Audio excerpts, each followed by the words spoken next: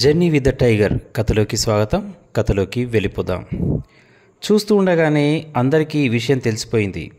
2 అందమైన పులులు అడవిలోకి వచ్చేసాయని, వాటిని పట్టుకుంటే చాలా మొత్తంలో డబ్బు కూడా దొరుకుతుందని అందరికీ తెలిసిపోయింది.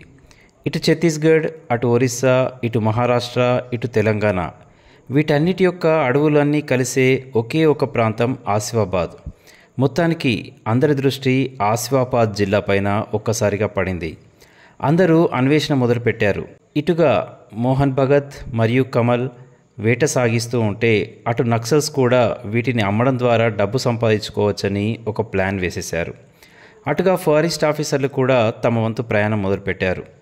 అదే సమయంలో ఇదే నేలకొండపల్లిలో 2 వేటగాళ్ళకు కూడా ఈ విషయం తెలిసిపోయింది. వాళ్ళే గని మరియు మనీ. భలే సరదా మనుషులు. చాలా ధైర్యం మరియు తెగవ కలిగినటువంటి వీళ్లకు ఈ విషయం తెలిసిపోయింది. ఏరా, ఈ రాత్రికే మన ప్రయాణం మొదలు పెడదామా అన్నాడు గని.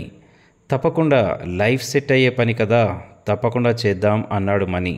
సరిగ్గా ప్లాన్ వేసుకున్న ప్రకారం రాత్రి 8:30కి మెల్లిగా ఊరు నుంచి బయలుదేరారు వాళ్ళిద్దరూ. అదే సమయంలో ఆ ఊరి సర్పంచ్ కొండయ్యతో మాట్లాడుతూ వరుణ్ మరియు కావ్య అలా నడుచుకుంటూ ఊరు నుంచి ఆ వాగు వైపుగా నడక మొదలుపెట్టారు. చిన్నప్పటి నుంచి ఆ ఊర్లో తను పెరిగిన పరిస్థితులు, వాతావరణాలు, ఆ ఊర్లో ఉన్నటువంటి ఆచారాలు, వ్యవహారాలు, పద్ధతులు అన్నీ చెప్పుకుంటూ వెళ్తున్నాడు కొండయ్య. ప్రతిసారి మీరే ఇక్కడ సర్పంచ్గా ఉంటున్నారేంటి అని అడిగింది కావ్య. నవ్వుతూ చెప్పాడు, వాళ్ళు నన్ను నిలబెడుతున్నారు, నేనిలా కాదనగలను అన్నాడు కొండయ్య. ఇంతకీ మీ వయసు ఎంత అన్నాడు వరుణ్. 60 ఏళ్ళు అన్నాడు. కానీ చూడ్డానికి 40 ఏళ్ళ వాళ్ళలా ఉంటాడు. ఇలా ఉండడానికి మీ సీక్రెట్ ఏంటి అంది కావ్య. భలేదానివమ్మాయి, ఎంత కావాలో అంతే తింటాను, అడవి జంతువుల జోలికి అసలే వెళ్ళను, ఇక వేరే అలవాట్లన్నవి నాకు లేనే లేవు, అంతా దైవ నిర్ణయం అన్నాడు కొండయ్య నవ్వుతూ. అలా నడుస్తూ ఉంటే వాగులో చిన్న అనికిడి వినబడింది. పడవలో ఎవరో 2 వెళ్తున్నారు. ఎవర్రా అది అని అడిగాడు కొండయ్య గట్టిగా. వాళ్ళ గుండె ఒక్కసారిగా ఆగిపోయింది. వాళ్ళిద్దరూ గని మరియు మనీ. సర్పంచ్కి మన విషయం తెలిసిందా, మనల్ని చంపేస్తాడు, వెళ్ళని అన్నాడు గని. మనీ వేగంగా తెడ్డు వేయడం మొదలుపెట్టాడు. ఎలాంటి శబ్దం రాకపోయేసరికి కొండయ్య కాస్త అనుమానం పెరిగింది. అడుగుతున్నాను కదా అంటూ గట్టిగా రెట్టించాడు కొండయ్య. వాళ్ళు ఒక్క మాట కూడా మాట్లాడకుండా వేగంగా తెడ్డు వేస్తూ అడవివైపుగా వెళ్ళిపోయారు. వెంటనే కొండయ్య, పదండి వెళ్ళి చూద్దాం అన్నాడు. ఎందుకులేండి ఈ సమయంలో అన్నాడు వరుణ్. కావ్య వెంటనే అందుకుంది. ఎగ్జైటింగ్గా ఉంటుంది వరుణ్, పద వెళ్దాం అంటూ అంది. అక్కడే ఉన్న మరో పడవను తీసుకుని వేగంగా కొండయ్య తెడ్డు వేయడం మొదలుపెట్టారు. దాదాపు అందుకునే లోపల వాళ్ళు నీళ్ళలోంచి అడవిలోకి పారిపోయారు. కొండయ్యకు ఆ అడవంతా కొట్టిన పిండే. మీరిక్కడే ఉండండి, నేను వచ్చేంత వరకు అన్నాడు కొండయ్య. కావ్య అంది, నేను వస్తాను అని. వరుణ్ చేయి పట్టుకుని ఆపేశాడు. తెలియని ప్రదేశానికి మనం వెళ్ళకూడదు అంటూ.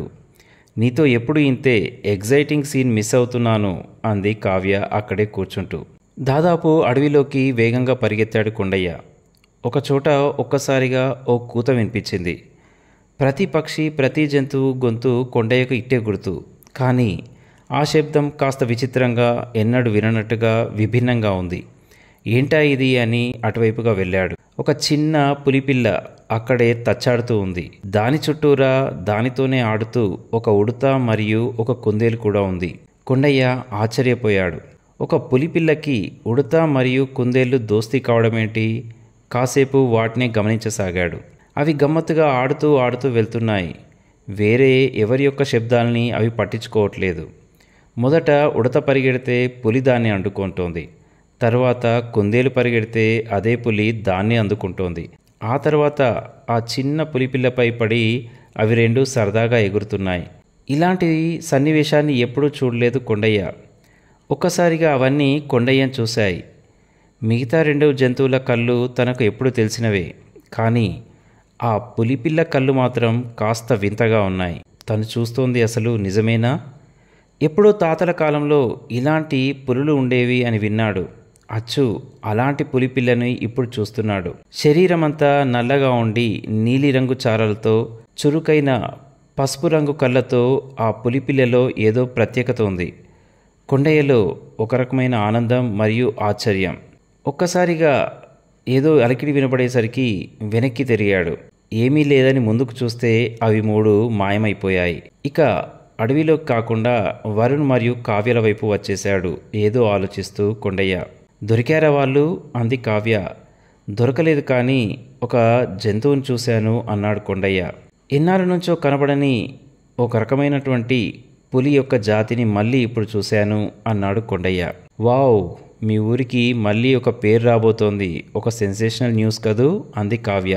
కాదు అన్నట్టుగా తల అడ్డంగా ఊపాడు కొండయ్య. ఎందుకు అని అడిగింది కావ్య. ఇన్నాళ్ళు లేని ఆ జాతి ఇటువైపుగా వచ్చిందంటే అది ఆనందపడే విషయం అవునో కాదో, కానీ ఖచ్చితంగా జాగ్రత్తగా ఉండాల్సిన విషయమే. ఎందుకంటే దాని తల్లి కూడా ఇక్కడే ఎక్కడో ఉండి ఉంటుంది. తల్లి నుంచి తప్పిపోయి అయినా ఉండాలి, లేదా తల్లి వేటకైనా వెళ్ళుండాలి. ఇక నేను మా వాళ్ళు కాస్త జాగ్రత్తగానే ఉండాలి. పదండి వెళ్దాం అన్నాడు. ఈసారి వరుణ్ తెడ్డు వేయసాగాడు. చిక్కని వెన్నెల అలా కురుస్తూ ఉంటే, చల్లని గాలి ఇలా వీస్తూ ఉంటే, వరుణ్ మరియు కావ్య ఓ కొత్త లోకంలో ఉన్నట్టుగా ప్రయాణం చేస్తూ ఉంటే, కొండయ్య మాత్రం ఏదో ఆలోచనలోకి వెళ్ళిపోయాడు. అతని ఆలోచన ఏమై ఉంటుంది మరి, ఇంతకీ తర్వాత ఏమవుతుందనేది కథలో వింటూనే ఉందాం. ధన్యవాదాలతో నేను మీ పవన్ కుమార్ పెంటు.